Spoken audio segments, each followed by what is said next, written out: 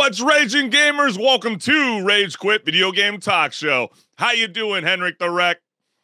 What do you know, Chris? We're back at it again, and I'm doing great. How about yourself? Hey, man, I'm doing real fantastic. I'm glad to be always with you every Wednesday live at 6 p.m. Pacific Standard Time, because without you gamers, this show would not be possible. And, you know, HenricK, we always like to start off the show with the bang, right? So we might as well get right on into it. Let's get into that. Because I got to ask you, HenricK, are you a psychopath gamer?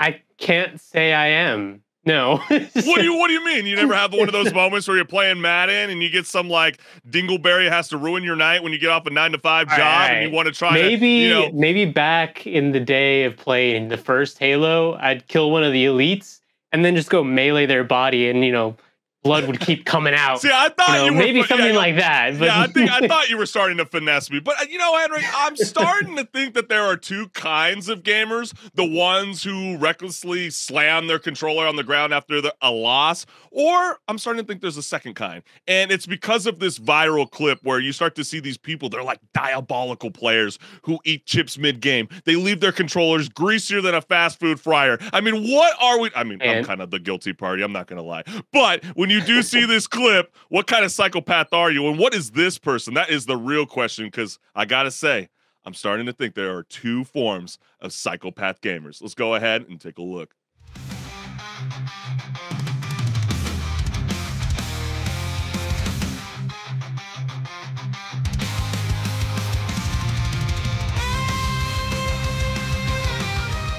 the way he just like he took the disc out, touching the optical side. I can't do that. Yeah, that's a big no. I mean, come on now. I mean, but then you know what's so funny about that, HenricK? I mean, us in the Nintendo 64 days, I think we've all put the tongue on the cartridge. You know, so, I don't think I put my tongue in there, but I did blow into the cartridge. Oh, am I really the only one? Oh, come on, someone. Are you tonguing cartridges, Chris? That's sus. Well, that does sound sus now that you're saying it out loud like that. Holy cow. But someone in the text box, is trying to defend me. You guys can comment throughout the show, whether you're on YouTube, Twitch, or Facebook. So let's go ahead and get into the first comment. For anybody, retro.iran has given us an update, the things that we might have missed in that clip. Number one, he's pushing the DS back one too many notches. Does that make you a psychopath, HenricK?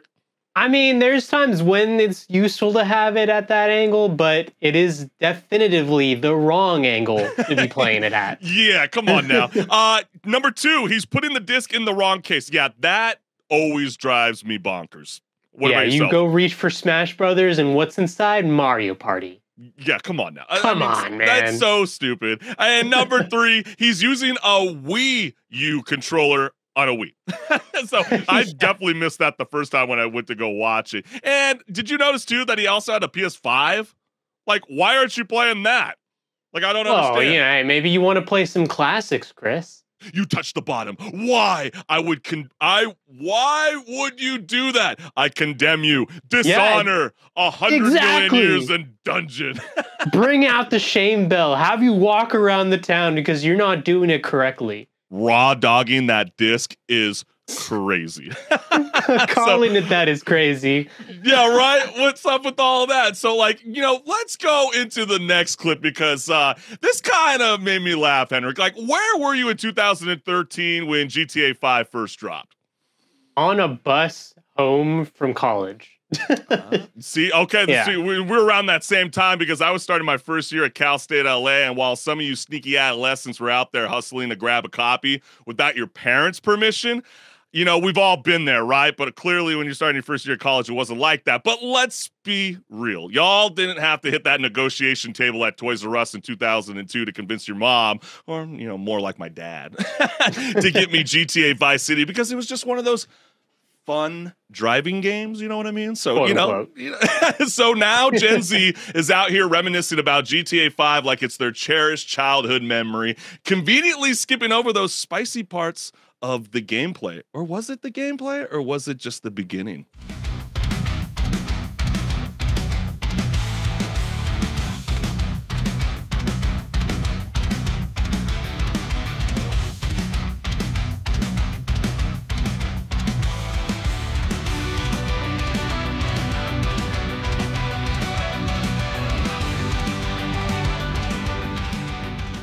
the quick reach for the power on the TV. Yeah, I know, right? Change it to a different input. Grandma won't be able to figure out how to switch it back. Something along that nature. I always think of that one iconic clip too, where there's a kid. He's like 8 years old, and his dad walks in the room, and he goes, "Did you go to the strip club?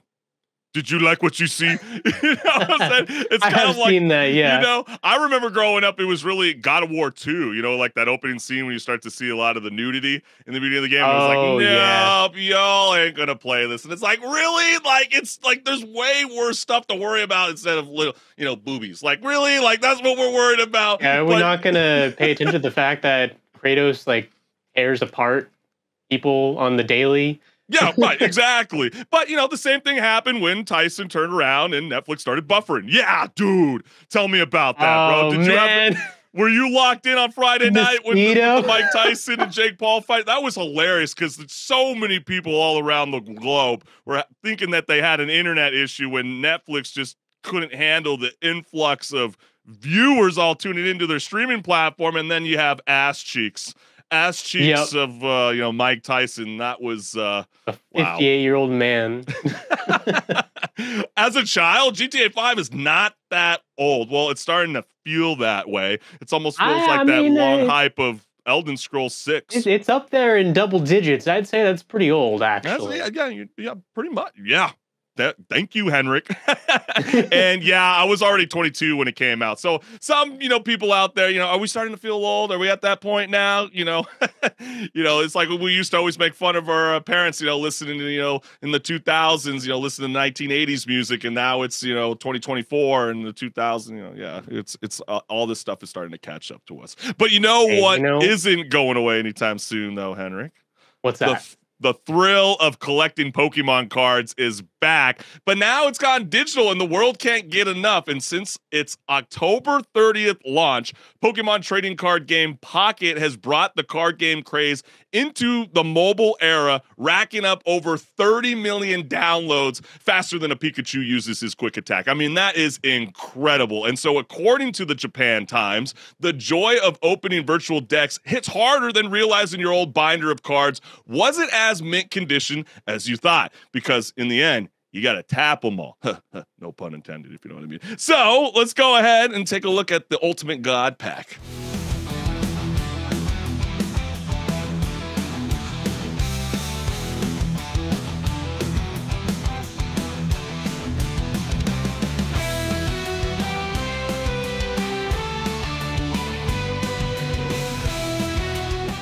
Imagine actually pulling that. The first thing you see is a Digimon.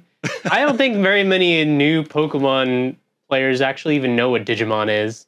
Hey, this really made me laugh so hard because my dad went to one of those like thrift store places and he felt that same nostalgia too. He didn't even grow up even collecting these cards, but when he was out shopping, he saw these like gold foil, bootlegged Pokemon cards, but they were like so freaking awesome. And like when I saw that, that's what it made me think about. And it's like, the Hawk Tuah girl, like, oh my God, could you imagine you start opening up a pack thinking it's legit? And then you see the Costco guys, we bring the boo! So let's go ahead and read the comments around this. I have zero clue what I'm looking at here. Yeah, you just got to grow up, man. Got to get with the times, man. That shit was funny. What do you think? Brain rot intensifies? Yeah. Questionable things can definitely come when you open up a pack. And smoking loud pack if you think Nintendo's lawyers will stand for this. Yeah. The lawyers are going to come in and be like, no. Yeah. You don't even have to do anything. You breathe in our direction, we're going to come after you. Yeah, like a Charizard. Charizard Fire Blast. You ain't lying, HenricK. But hey, we want to take a moment during the show to let you guys know we can't appreciate y'all for always tuning in every Wednesday night at 6 p.m. Pacific Standard Time, because without you, the gamers, this show would not be possible. And we just want to take a moment for anyone that's not subscribed, like, share, subscribe, hit the notification bell. You know the drill. Scan the QR code and join along for the ride. And go ahead and scan that QR code on the screen as well, and you'll go to my YouTube channel. And stay tuned over there, because later tonight at 8:30, I'm going to be playing a game called Habilis, the horror game, and we're bound to have some fun with it. Yes, you are, HenricK. So, hey, are you ready to rock and roll, young man? Absolutely, and I know what time it is. Oh, what Do you time know is what it, time it Henry? is, Chris? Oh, you tell the It's people. time for pause or repeat. That's right. Let's get it.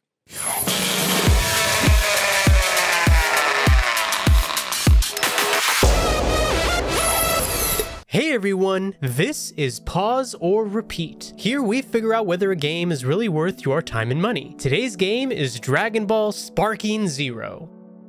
Are you a fan of Dragon Ball? Then this might be the game for you. This is the Dragon Ball fighting game that fans of Budokai Tenkaichi 3 from 2007 have been raving about. So let's take a look at the game and find out why, starting first with the gameplay. The gameplay of Sparking Zero tries its best to replicate the fight scenes from the anime and make you feel like you're actually playing as the characters. This is enhanced by the combo system, as well as the movement, charging up of ki, and using special abilities like Kamehameha or Final Flash. When put all together, the gameplay is pretty solid and has a respectable amount of depth, more than meets the eye at first glance. To be competent, you need to know how to put up a good defense alongside your offense, lest you be comboed into infinity. There are a staggering 181 playable characters available to play, with more on the way as DLC content, so there are plenty to learn. However, nothing is stopping you from learning your favorite Dragon Ball characters first and foremost, and likely they are available for play. Alongside the characters, there is of course a multiplayer mode with up to 4 players, even online, and a story mode in the form of getting to play out fights from the anime in an episodic nature. Speaking of the story mode, let's go over that a little bit further.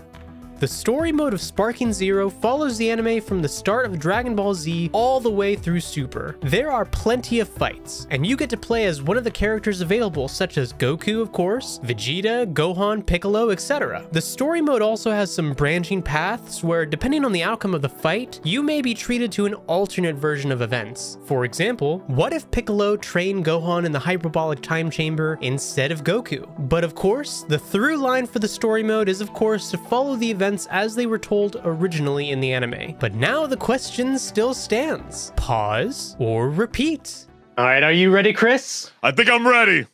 Fusion. Let's get it, baby. Yeah, I pictured it. I knew I would. It's all good. You know, we can't really do it. We're not in person. We can't do it perfectly. True. But this game has one really good quality to it, and that is the quality that it makes you really feel like you're recreating scenes from the anime. I mean, I'm not going to say I'm amazing at the game, because I'm not. But I sometimes, when I'm playing this game, felt like I was actually playing an episode of Dragon Ball.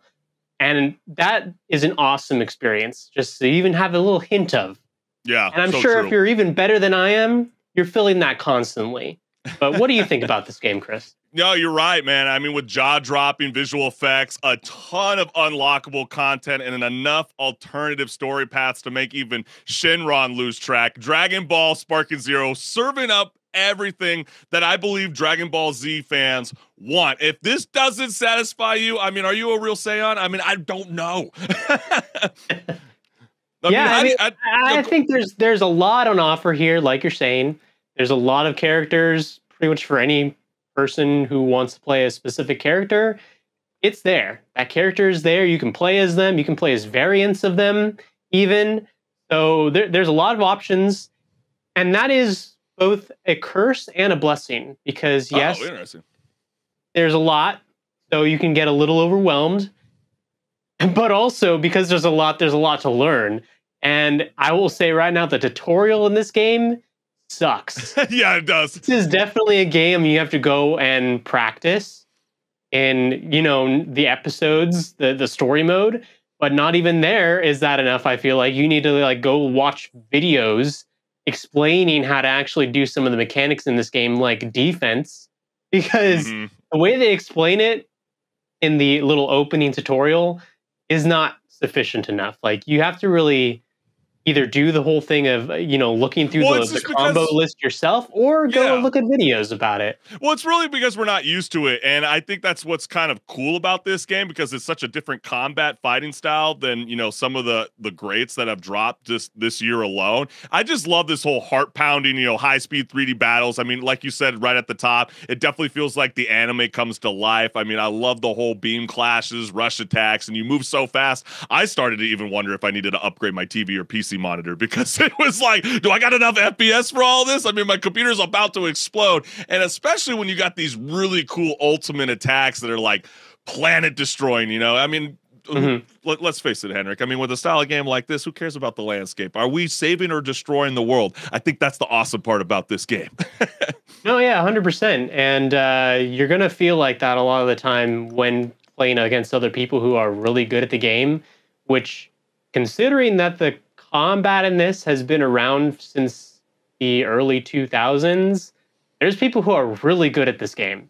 And it ends up being a little bit of a frustrating experience when you're going up against someone who really knows how to play a character like Mr. Satan, and you're like, I'm playing as God Goku. Why is he not in the ground consistently? And it's just, you're not good enough, you know? Well, you know, Henrik, so much better at you. It sounds like a skill. You. No, I'm gonna have to call you out on what your famous phrase is. It sounds like it's a skill issue because you have up to 180 fighters from Dragon Ball Z, Dragon Ball Super, Dragon Ball GT, and even the movies all in the base game. I mean, that's insane. I mean, yeah, you know, you don't have to get a DLC, but if you're like really invested in this game, you know, other favorite characters are being promised along the way, complete with signature moves, transformations, and techniques that make your thumbs scream, Kamehameha, baby. So like, I think it's really, really badass. Like, I didn't necessarily grow up as a kid, you know, fascinated with Dragon Ball Z. I must have skipped it. I was Pokemon,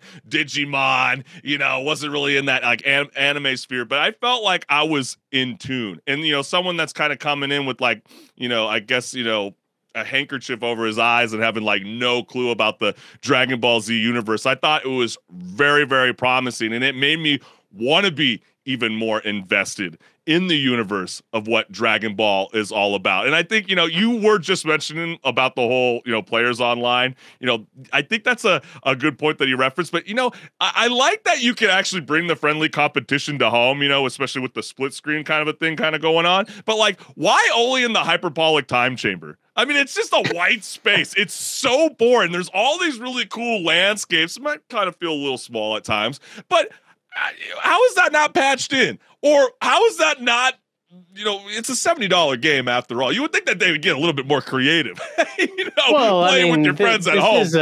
This is a game that will probably stick around for a while, not only because of them making money off of it, but just because I'm sure that fans will stick around, you know.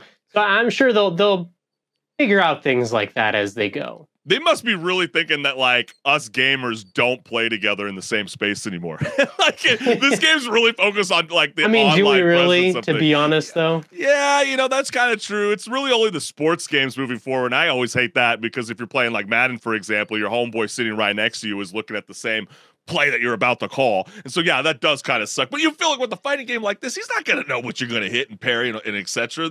But, you know, what did you feel about, you know, the whole idea that, you know, you do get these action-packed battles, you know, from the classic story, and you can unlock brand new encounters that let you fight with your favorite Z fighters, which I thought that was pretty unique. But then I was hearing some commentary online because, again, I'm not as invested in Dragon Ball like, you know, the OGs out there, but some people just felt like it was completely boring, even though I thought it was kind of cool that, you know, you can, you know, play as 8 different characters and, you know, the cutscenes can also dictate where the story goes.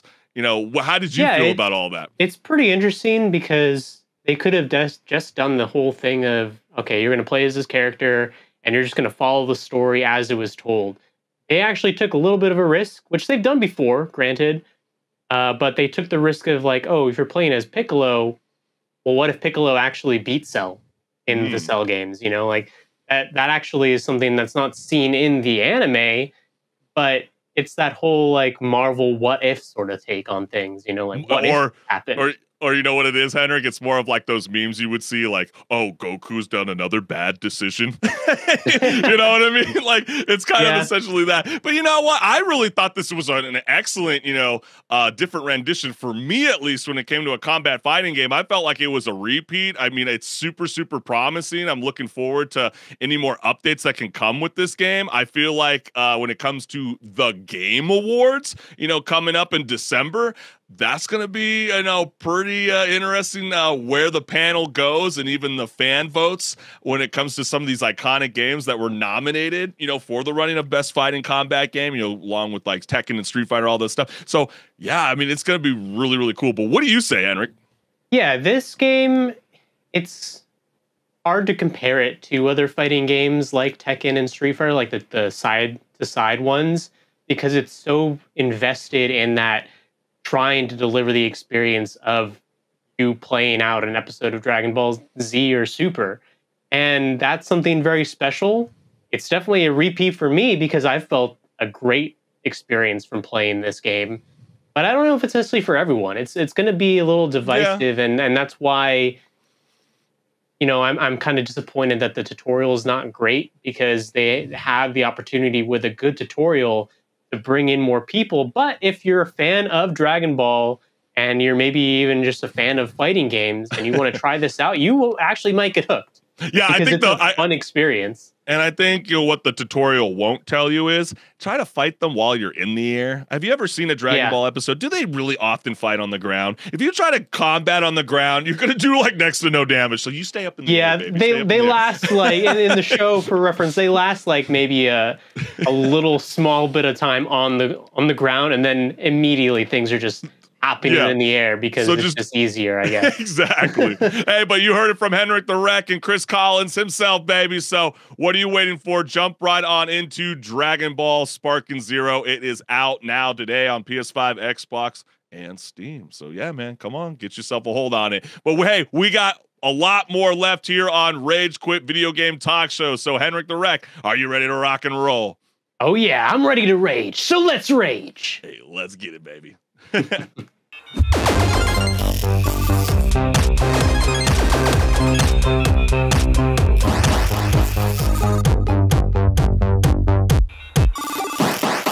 What's good, listeners? Welcome to Patch Notes, where my co-host HenricK and I discuss gaming news, industry talk, and so much more. Let's get it. Mark your calendars for Thursday, December 12th, as the Game Awards celebrates its 10th anniversary with a night dedicated to honoring the best and biggest games of the year. For the first time in what feels like forever, this year's Game of the Year nominees don't have a clear favorite, like no Mario sprinting ahead after a blue shell here, but this year's race is about as wide open as an Elden Ring map without a compass. With no clear frontrunner, the reveal has sparked some serious debates and even a few thrown controllers. So let's take a look at this year's nominees.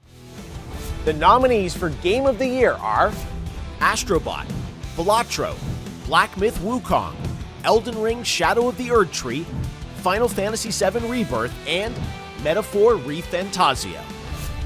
Vote at thegameawards.com and tune in December 12th to see who wins. There's some spicy comments. Oh, you can only imagine, because the gamers stormed the web to voice their thoughts on the nominees with the following. So let's go ahead and pop up those comments right now. Yo! 5 nominations from the Game Awards for Balatro. Best mobile game, best independent game, best debut indie, best game direction. Balatro, Game of the Year. I am freaking out. So yeah, like a lot of people were very surprised to see a card game get nominated for Game of the Year. Did you feel that way? Well, it's a very good card game, Chris. All right? Don't knock it because it's a card game. It's a very good card game. Really, HenricK? Does it hold up to Solitaire? I don't know if people are going to necessarily agree with them putting it in there, but it is a very addicting card game. So yeah, I'll save my thoughts for that a bit later once we get through these comments. But let me get this straight. They could have nominated Space Marine 2, Stellar Blade, Helldivers 2, Tekken 8, Silent Hill 2, Like a Dragon, Infinite Wealth, Animal Well, Dragon's Dogma 2, Prince of Persia, The Lost Crown, and many more. Instead, a DLC gets a nomination. Suspect. This list is a little suspect. Why is this list suspect? There's a couple things on here that don't deserve Game of the Year. I don't think the majority of people would expect even Helldivers 2 to be on that Game of the Year nominee Really? list. I don't know about all that, HenricK. Really? The bag so hard, really, Chris? HenricK? Helldivers 2 wouldn't be on that list? It's what now?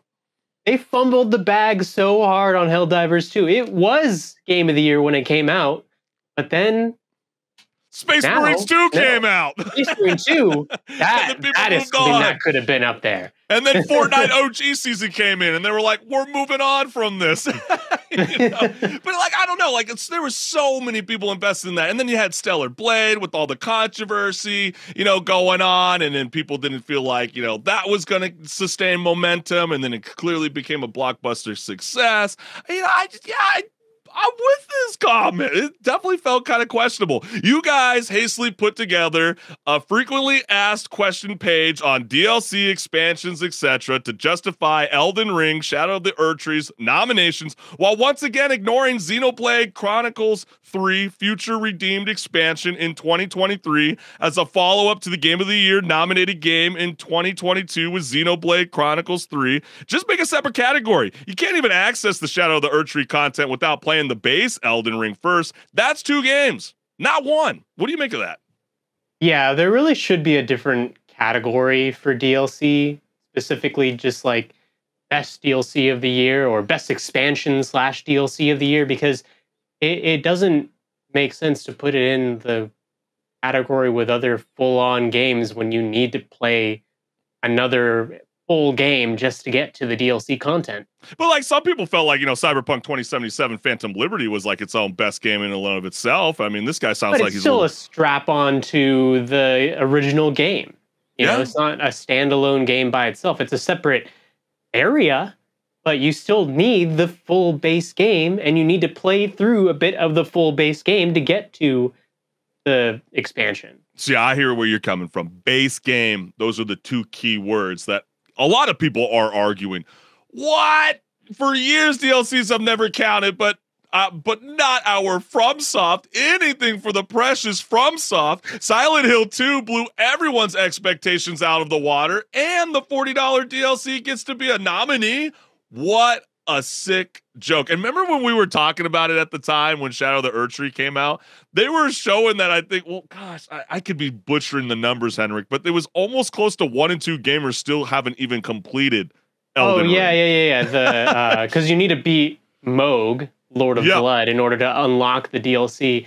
Exactly. And, it was like, out of all the people who played it, it was like 33% at the time, at least, of people who owned the game actually had the achievement on Steam of beating Moog. So only 1/3 of the people who actually own Elden Ring at the time could actually get into the DLC. Yeah, and so that's where I get where you're coming from, HenricK, and even this comment. It's like, that does come across as problematic. It's like, really? Like, some of us couldn't even play it because we have to beat the base game first. And then you have Rhino, the bouncer, here saying Final Fantasy VII Rebirth has to win. Stellar Blade, was robbed in favor of a DLC. Cyberpunk 2077 Phantom Liberty should have won Game of the Year last year, but it's a shame how the rules were bent this year just to include overrated Elden Ring. Ooh, I don't... Overrated. It still has a lot of high ratings, high praise. Yeah, is it overrated? I kind of get what he's saying, because a lot of people don't necessarily vibe with the whole Elden Ring experience, the Soulsborne experience of bashing your head against the wall until you beat a boss. But at the end of the day, the game is very good. I wouldn't necessarily say it's overrated. It's just highly rated. Sounds like he's pretty pissed off that the final boss was just a recycled boss.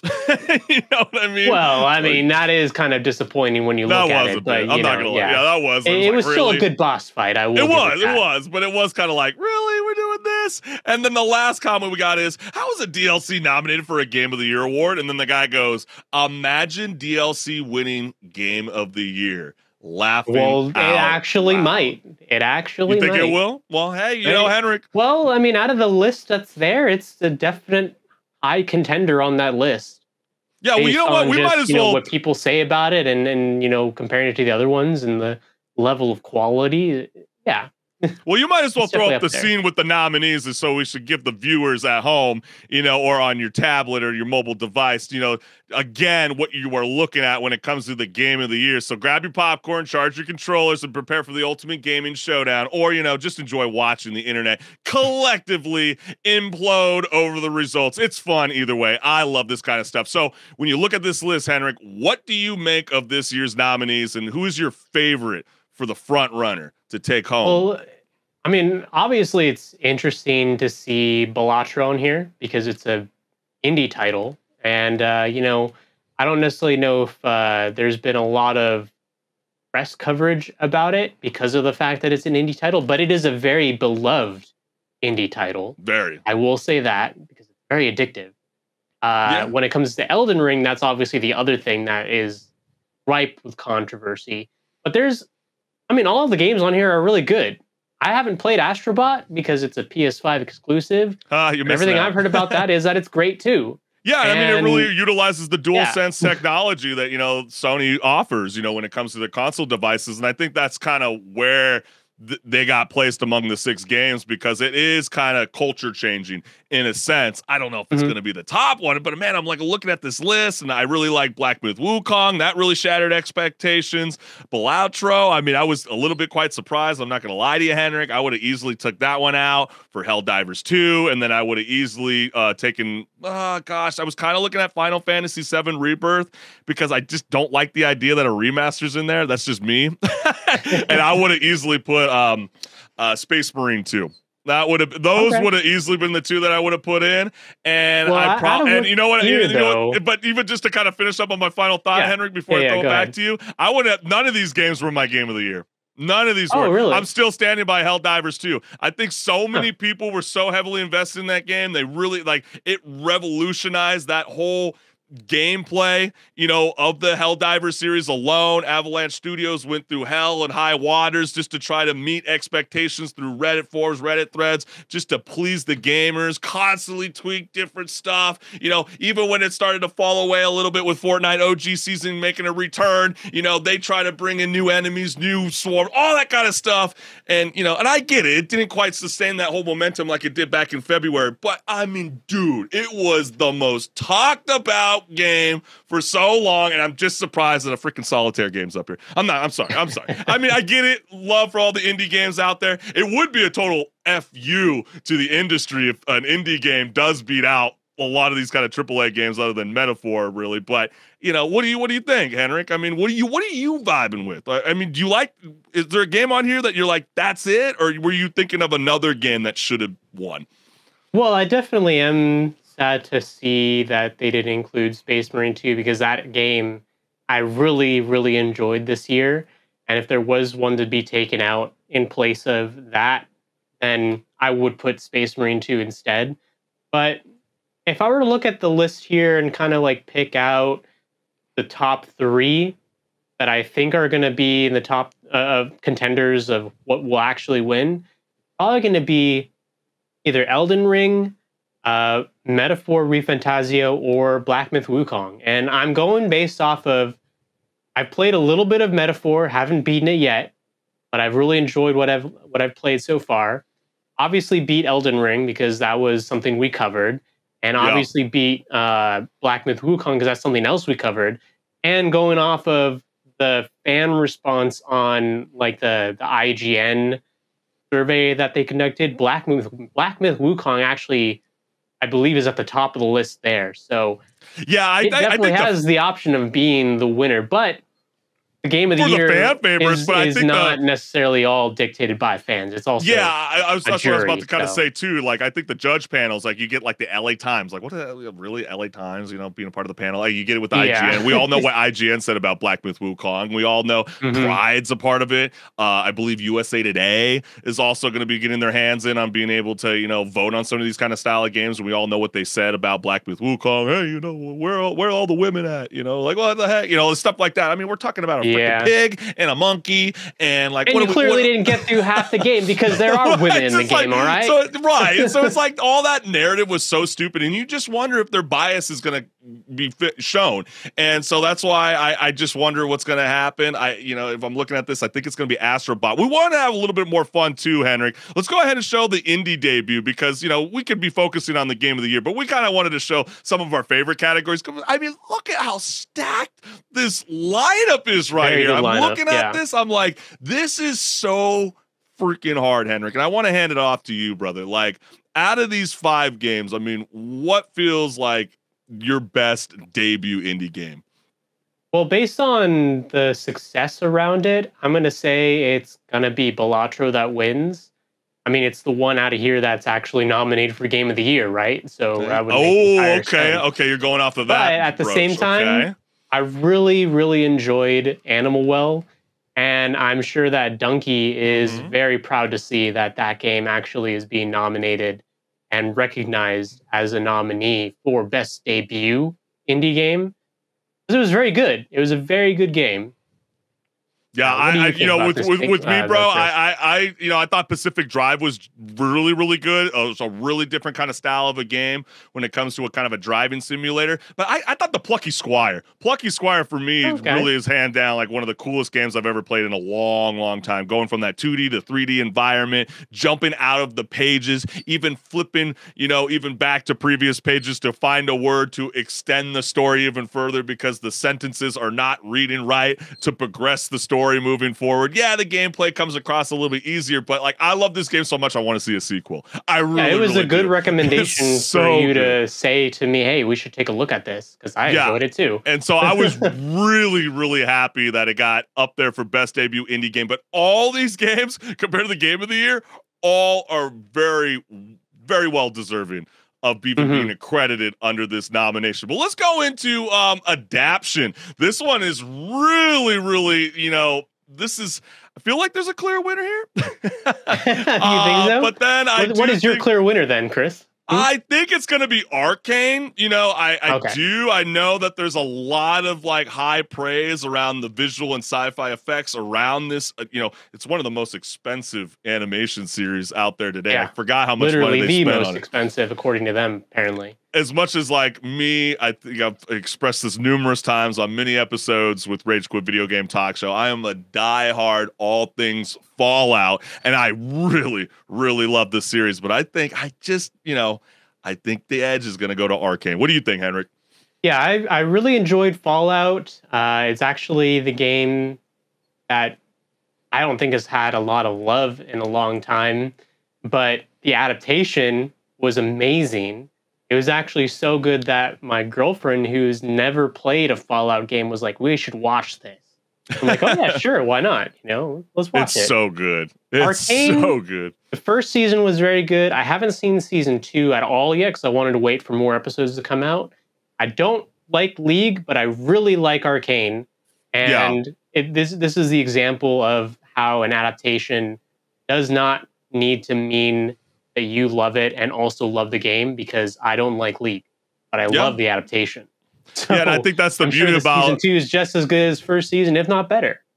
And that's why these two series are so fantastic, because even if you're not invested in those style of games, or maybe you weren't aware of it, it has drawn or garnished even more attention towards those games and have garnished even more people to invest more playtime into even wanting to check it out, even if the Fallout 3 is kind of old, or New Vegas, or Fallout 4. I remember when the adaptation for Fallout came out, everyone was going and playing Fallout 4, New Vegas, 3. I did. Whatever they could get their hands on. I immediately went to New Vegas. Especially at the season finale, I was like, I'm going back and revisiting an iconic memory. Yeah, exactly. I know, spoiler alert, sorry. But hey, I got to say, the Game Awards last year broke the event's viewership record with an estimated 118 million live streams. So mark your calendar. The Game Awards airs live on December 12th at 4:30 p.m. Pacific Standard Time on YouTube, Twitch, Facebook, TikTok, X, Instagram, and Steam. So let's go ahead and keep this show rolling. Stay tuned on that because, you'll get some spoilers on what we'll talk about when the results are out, obviously, because we'll go over it as well. Yeah. Oh, trust me, we definitely will dive on into that. But let's start the segue, HenricK, because I know this flustered a lot of people online. Oh yeah, so popular Twitch streamer, I'm Dontai, with nearly 2 million followers, found himself under fire for claiming that being a streamer is tougher than working a 9-to-5 job. Well, naturally, the internet responded with its signature blend of caps lock wisdom and popcorn munching commentary, but I'm Dontai wasn't done. He, on X or Twitter or whatever you want to call it nowadays, because Elon Musk keeps changing that. But he said, "Tell me what job is harder than streaming, and I'll reply back why it's not true." And while the debate rages on, one thing's for sure: whether it's pushing pixels or paperwork, every job comes with its own boss fight. Yes, it does, HenricK. And of course, we've got comments because, of course, people responded to his tweet. Come on, look at how many reactions at this point. 2.2 million people on X saw this guy's, tweet, and they were furious about it. So we got those comments. Ryan responds to being a Clipper, and the guy goes, "Okay, now this one might actually take it." Yeah, maybe. Right? Flipping burgers at McDonald's. It's just cooking. I think it's a little bit more than that, man. Okay. I worked a little bit of a food job. Granted, it wasn't at McDonald's, but I know McDonald's workers are going through some stuff. Yeah, but you know what? I would say I would have replaced flipping burgers at In-N-Out because I get claustrophobic. I couldn't be in one of those small spaces. I couldn't do it. Yeah. I know there's small McDonald's out there, but like that place, if you work there, some In-N-Out spaces, not even just like the kitchen, but like the entire building is like a closet, basically. Like, how do you work out of that? Dude, I couldn't do it. I need my space. Astronauts? He writes back, "Bro, people barely even be going to space, so you're really just sitting around chilling.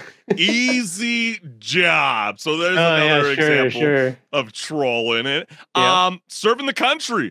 Dude, I've played a lot of Call of Duty. It's kind of not that hard once you know your weapon. That's just skill issues. Not that hard. What? This is the one time where I'm going to say it's not just a skill issue, bro. Yeah. You're not getting actually shot at when you play Call of Duty. When you're going serving your country, you have the risk of dying. And there's no respawn points, bro. Yeah, I didn't think about that. Construction. Bro, never play Legos? Just follow the instructions. Job isn't that hard. And last, Dante, if you got the time to still be talking about this, you got time to stream. Laughing my freaking ass off. It's too early, bro. People in school, is school still going? So like clearly from the tone, he's trolling, but like it got me really thinking, HenricK. But I want to throw it to you. Like, what's tougher? I mean, just the overall idea, like being a Twitch streamer, balancing chat, gameplay, and the constant fear of saying something cancelable. I think that's something that he's not saying out loud. Is that harder, or being a kindergarten teacher trying to explain why the glue is in a food group to your students? Well, let's think about this in two respects. So the whole aspect of being live, you have to think about what you're saying, making sure you don't say something wrong, because people, if you're having a lot of viewership, will definitely call you out on it. And, not wanting to be canceled, because that's something that you have to worry about as a big time streamer nowadays too, like you were saying. And also juggling chat while, maybe playing a game or doing some activity. It's a lot of work.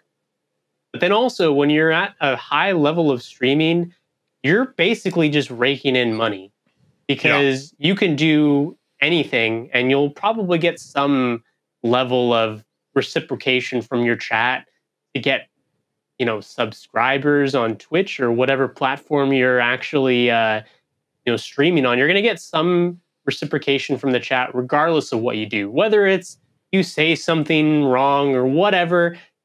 You're still getting engagement. You're still making money and basically farming viewership just by existing. Yeah.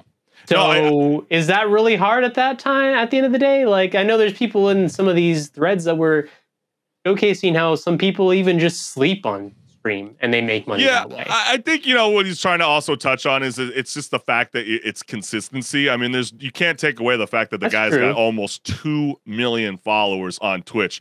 That didn't just take, you know, a day of just click and go live and just say, hey, let's see what happens. He had to get creative. I mean, obviously, I'm familiar with this guy's content. I don't watch him, but I mean, clearly he's worked his tail off to be able to build this following. And I kind of understand where he's coming from, but then like the kind of clap back at people, it definitely feels like the people that are, you know, making minimum wage that clearly had a problem with this. And I totally understand. And that's why I would love to see guys like him totally, you know, because it wasn't just him. Remember, there was the FaZe guy that also said it a while back too. Like, he was also like, hey, you know, a 9-to-5 job is way easier. Like, what I do is so much harder. It's like, nah, dog, it's really not. You get to wake up in your PJs with the wife beater on, and you get to just get in front of a mic and just talk nonsense or have girls twerk in your camera or not even play video games, matter of fact. You don't even have to do stuff like that. Sometimes we have these stupid hot tub parties that'd be showing up on Twitch like, really, girl? Like, you know, you can't get anything going on OnlyFans, so you have to bring all your bullshit nonsense over to Twitch or Kick. Like, really? And like, yeah, that's what makes people sick to their stomach. But I got a great idea for all of this, because I really, now that I'm starting to see all these like streamers be like, yeah, you know, a 9-to-5 job, that's so easy. Like, you know, you couldn't do what I do today. Okay, fine. Let's put you through a 9-to-5 gig. I'm calling out Mr. Beast. Okay. I know he's also in a little bit of trouble right now, but I know he's also working behind the scenes. And Mr. Beast, I'm calling for you, man. Could you make this happen? I want to see all the content creators out there. I want to see you put on your own rendition of Dirty Jobs with Mike Rowe. You remember that show, HenricK? Yeah. Man, that actually would be interesting. Oh, come on. Like that would be the theme. We got all these streamers out there that say that they can work a 9-to-5 job and our job's easier. We decided to swap roles for the day, and we get Mike Rowe to even be a special guest. And I recommend 2 different jobs, okay? The first one that I would say, HenricK, that I know you and I easily couldn't do is the sewer inspector. Oh, you know, yeah. Could you imagine his ass saying, I would like to see what his response would be for being a sewer inspector. I mean, you got to be, you know, aside from, you know, sloshing through those relentless chocolate tides, if you know what I'm talking about. Dude, inspectors go through shit, literally shit. They have to encounter man-made products that even shouldn't be flushed down the toilet to begin with. And dude, could you imagine just running, like, remember that, you know, Honey, I Shrunk the Kids? You know what I mean? It used to be at Disneyland, you know what I mean? And it felt like you had those roaches crawling on your feet. Could you imagine seeing a roach the size of your thumb? Or maybe even a rat the size of a bread loaf? I mean, hell to the no. Oh, no. You know what I mean? Like, there is no way. So that's why I want to see that happen. And another job that I think is kind of a sleeper that I remember, it's always been ingrained in my head. I remember the episode when Mike Rowe did it, but being a concrete chipper. People don't even really understand what that is. But like what these guys have to do, because people don't understand, every time the drum on the concrete truck turns, a thin layer of concrete sticks to the walls of the drum and then it hardens. So by the end of the day, someone has to go inside the interior of the drum encased with several tons of hardened concrete, which needs to be jackhammered away, okay, in a really claustrophobic space, just to, you know, slowly chip away concrete away. Talk about a dusty, dirty, back-breaking work. So, like, this is the kind of shit that people are talking about where it is an insult after a while. It's like, I get what this guy is doing. He's trolling, but then when you hear comments like more and more from these streamers that literally are sitting on their ass as the chat keeps flowing, subs keep coming forward, yeah, it definitely makes you go like, Gen Z, man, come on, man. And even millennials, stay humble, brother. Stay humble. So, like, Mr. Beast, make it happen. Or even, you know, like, there's plenty of jobs as an idea they could try out there. You know, like, I always hear stories from one of my coworkers who's, I think he's, like, just under 70 years old, of working oil rigs out in Inglewood when they were basically just being built, you know? So this was also a very long time ago, and safety was not necessarily a concern. He's seen people's fingers get chopped off. He's seen some stuff in that time when he did the oil rig working, and it's also just a very messy job. Remember physically taxing? It's messy. Does anybody remember growing up watching October Skies with Jake Gyllenhaal being a coal miner? I mean, come on. Does anybody want to do that? I mean, come on, man. There's so many jobs out there that is so freaking ridiculous. But then again, we want to know from you, the gamers. Do you vibe with this? Do you think it's harder to be consistent Twitch, streamer every day for the whole year, or a 9-to-5 job is just like, wow, I could, that's easy work. Let us know. What's good. I feel like this is pretty self-explanatory. But hey, are you ready to vibe on with the next topic of conversation, HenricK? Absolutely. Hey, let's get it.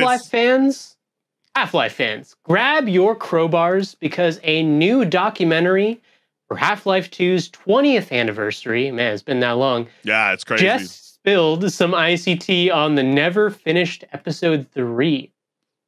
From Silver Surfer-style ice rays to enemies that never got to haunt our nightmares, the film gives a tantalizing look at what could have been, and when asked why it wasn't finished, Valve co-founder Gabe Newell basically said, "Finish the story? That's for casuals." Let's take a look. You can't get lazy and say, "Oh, we're moving the story forward." That's copping out of your obligation to gamers, right? Yes, of course they love the story. They love many, many aspects of it. But sort of saying that your reason to do it is because people want to know what happens next. We could have shipped it. Like, it wouldn't have been that hard. The failure was, my personal failure was being stumped. Like, I couldn't figure out why doing episode 3 was pushing anything forward.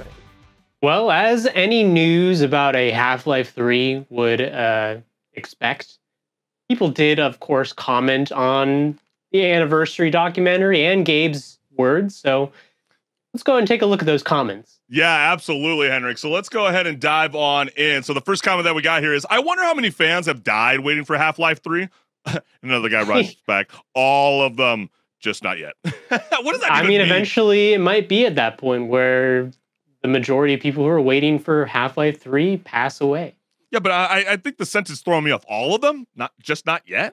Like, what does that mean? Are you in a Cairo chamber, like in a Fallout 4 game, and you're just waiting to be get the heat? He's frozen with the note on his tank saying, "Wake me when Half-Life 3 exists." Yeah, right, exactly. Gabe wanted to release something with cool new gameplay ideas. The majority of the public just seems to want a conclusion to the story and world building. I think this mismatch was probably the cause of the most consternation. Everyone except Gabe was consternation.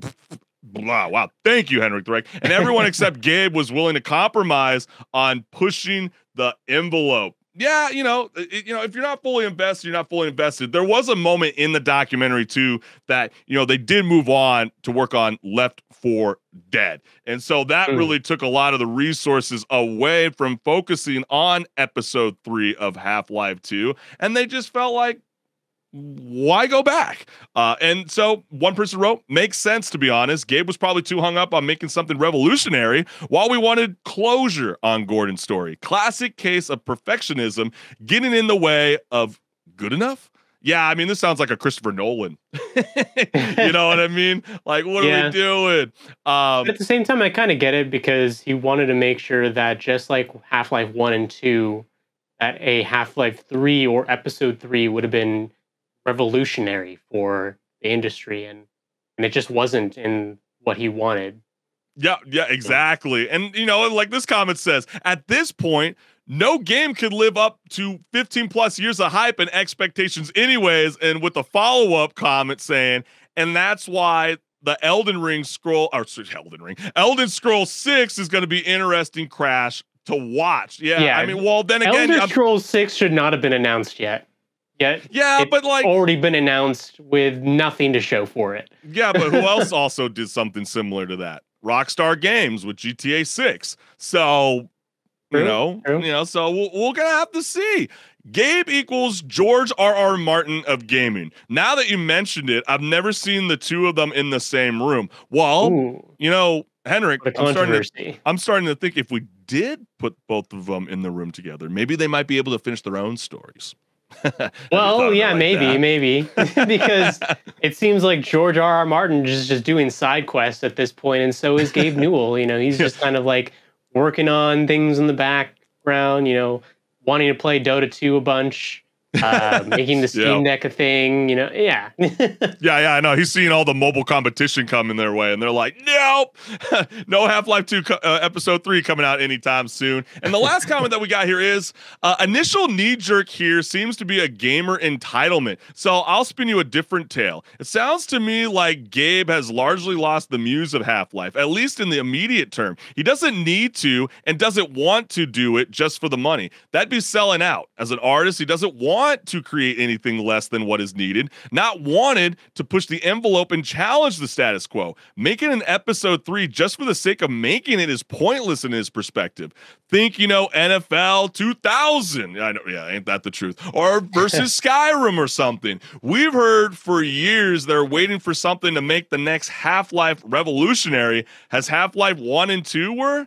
There is the same message. And so, yeah, you know, definitely a good, interesting perspective. But HenricK, so according to Gabe Noel, finishing episode 3 would have been cheating.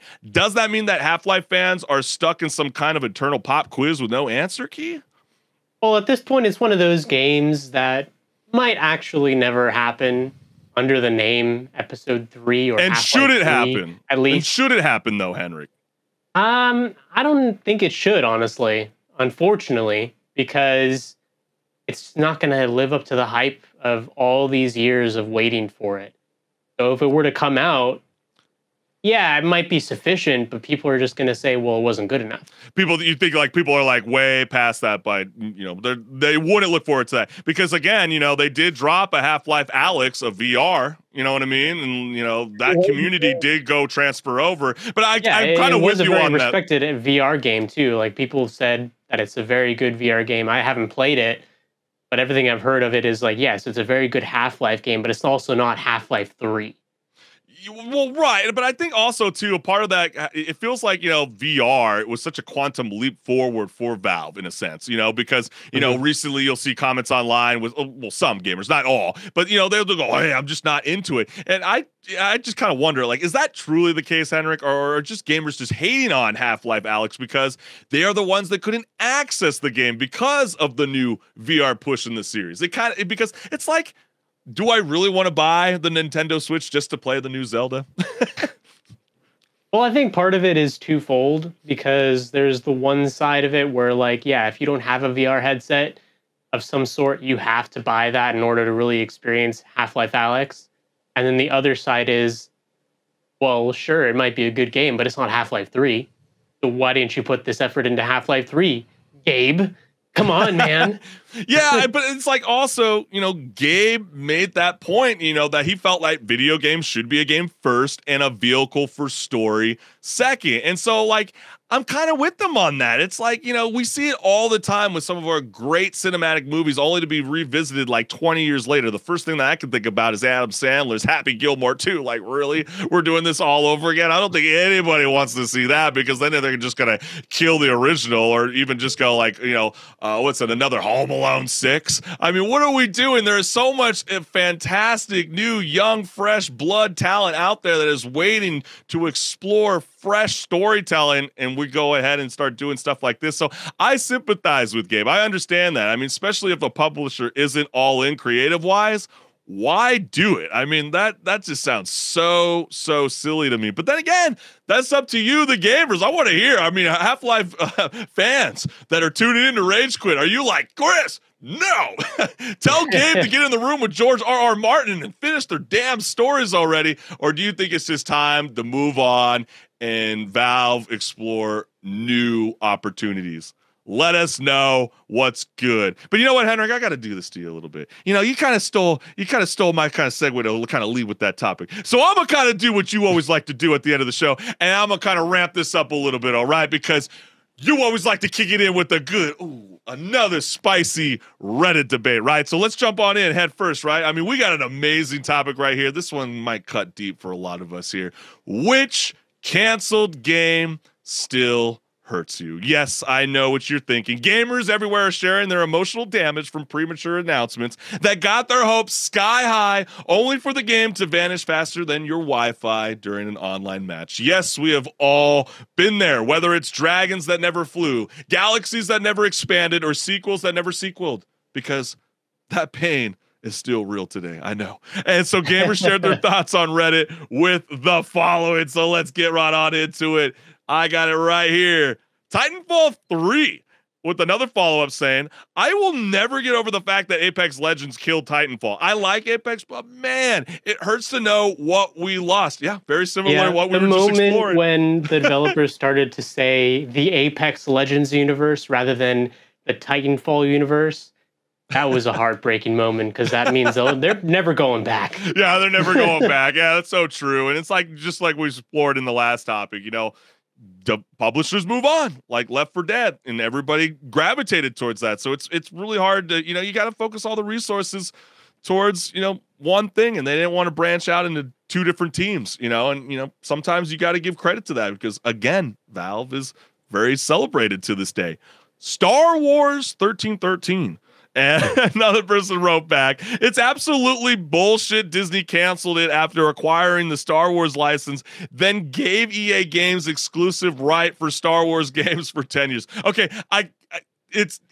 that does kind of sound about right, Henrik, but like, again, does anybody remember what Star Wars 1313 was going to be all about? It was supposed to be about a bounty hunter, right? Around kind of like the same time they're trying to push the Mandalorian. So yeah, it kind of does make sense that they're like, we know that this was the vision that you thought Star Wars was going, but we now have the creative reins now. We have the tassels. You know what I mean? We're not doing this. But what do you make of that, Henrik? I mean, I get it. EA Games got that exclusive rights. Yeah, I want to say the big reason why also people are kind of looking back and lamenting that it got canceled is the fact that when you think about the Star Wars games that have come out since EA got their hands on it, there's only two that I can really think of that people really enjoyed, and that's Last Order, or sorry, not Last Order, but the Last Jedi and the Fallen Order. Yeah, the Cal Kestis games. Those are really good games. But I really don't even think Star Wars Outlaws are really that Battlefront bad. could have been better, guys. It's buggy, but like the story's good. Like the story's really, really good. But I get where you're coming from, Henrik. But they're like, please bring it back. And look at another Star Wars. Of course there is. Knights of the Old Republic 3. I get that the SWTOR was supposed to be the quote unquote all of the sequels, end quote, but it just didn't capture that single-player RPG magic of Knights of the Old Republic 1 and 2. Yeah, I mean, a lot of people have been calling for this. I know the voiceover actor is on standby. He's like, man, just call me, playa. We can make this happen for all, for all the Star Wars fans out there. But we're just going to have to wait and see. Any follow-up to Sleeping Dogs? It's already a miracle that it happened. Best GTA clone and true crime game I ever played, on top of one of my favorite storylines. I typically beat it once a year. Dang. Yeah. There are those games. Well, there are sometimes those games you feel like you want to revisit every year. But Dog Eyes deserved everything he got. So yeah, people want to see the return of Sleeping Dogs. I wasn't necessarily thinking that, but hey, people loved it at the time. And then, of course, you get Half-Life 2 Episode 3, Half-Life 3, which we literally just talked about. It's so funny. One of the biggest, popular, most revolutionary game series ever. And they couldn't make an ending. And then this person wrote back under it, you know what? Even though I'm salty that they didn't continue after Episode 2 and left us on the cliffhanger, I'm thankful Half-Life was not shitified like almost every other franchise, like Call of Duty, Battlefield, Assassin's Creed, Medal of Honor, Need for Speed. And that is from the top of my head. I think they realized how revolutionary Half-Life 1 and 2 were, and Gabe made the executive decision not to have anything less than the revolutionary for Half-Life 3. And let's go into the last. I mean, you can just look back at the series and remember fondly of the memories you had with it, instead of, oh man, this series now has a battle pass and a live service and it's not good anymore. Now that I got to go back to this comment, I'm starting to think that maybe Disney stole the synopsis from Gabe's life story.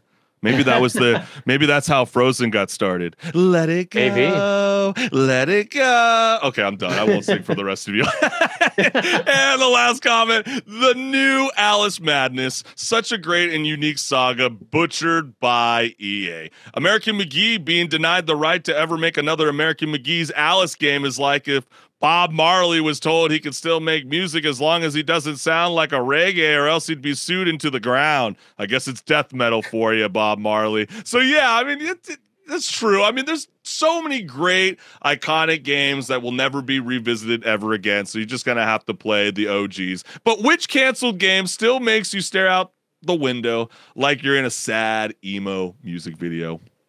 Well, this might be a little bit cliche, but unfortunately was not in the comments, and it's the Silent Hills thing, and specifically Hills, plural, because we all got to play that, the playable teaser PT, and it was going to be this great project that Hideo Kojima was going to do. I have to tease you here, Henrik. Look at the bottom. Oh, yeah, there it is. There it is.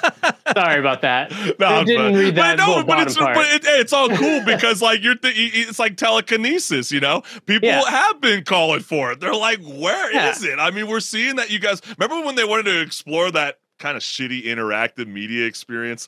I can't remember what it was called. And then now you get the success. Right. Now you get the success of Silent Hill 2. Yeah, I mean, maybe they might be listening to the gamers. Maybe this was the first kind of real tester. They might go back to it, but it's never going to be one of those games that's going to deliver on the hype behind it, because the whole hype was, what is it now, like 10 years ago? Yeah, it's so true. Almost 10 years ago. It was right after Metal Gear Solid 5, I believe. So. Yeah. No, that's so true. I mean, there's a game that always comes to mind, and it's currently has its own TV series, but not a new game since 2012. That would be Twisted Metal. I think it's long overdue. I don't know what the hell we're doing. I mean, if Crazy Taxi can come back, Twisted Metal can come back. I mean, I just find it totally insane that we cannot make a good Twisted Metal game in the year coming up, 2025. I think that would be such a freaking blast. I mean, especially when you got all this battle royale. Forget about jumping in and doing gunplay. We've seen too many renditions of it. Twisted Metal, this is your opportunity to make something cool, battle royale style, build up upon, the customize your vehicle, and jump into the mayhem, and let's get it. Come on now. I know you can give me my residuals now if you'd like. Well, now that they have the TV series out, they should have another game to. That's why it feels showcase that it's a game actually, and not just a TV series. Yeah, because my mind definitely went from like Driver back in the day to Road Rash Jailbreak, but then it was like, no, forget those games. We need Twisted Metal. But is there a game that got canceled that we're not thinking about that you're like, dude, we need this back? Let us know what's good. But man, this has been such a jam-packed show, and we can't thank everyone for tuning in to Rage Quit Video Game Talk Show. So we want to take a moment during this time to share our QR code. So if you haven't liked, share, subscribe, hit the notification bell so you never miss a live show. What are you waiting for? Go ahead and do your thing. Yeah, and go ahead and scan that QR code there as well, and you'll go to my YouTube channel, and stay tuned there because I am going to be playing a game called Habilis, thanks to the developer's name is He Who Is Seth. Sorry. And he gave us access to the game, so we're going to be checking it out. Yeah, man, that's gonna be a blast. You definitely want to scan the QR code right now so you can be locked in to HenricK the Rex YouTube channel. And we also want to make another important announcement because it is Thanksgiving break coming up. We will not be having a show this coming up Wednesday, so just keep that in mind. But we will see you 2 weeks from now. Enjoy the holiday break. Play all the video games in the world, and stay up all night. Forget about the rules, baby. You make the rules. We'll see you around. Peace. See ya.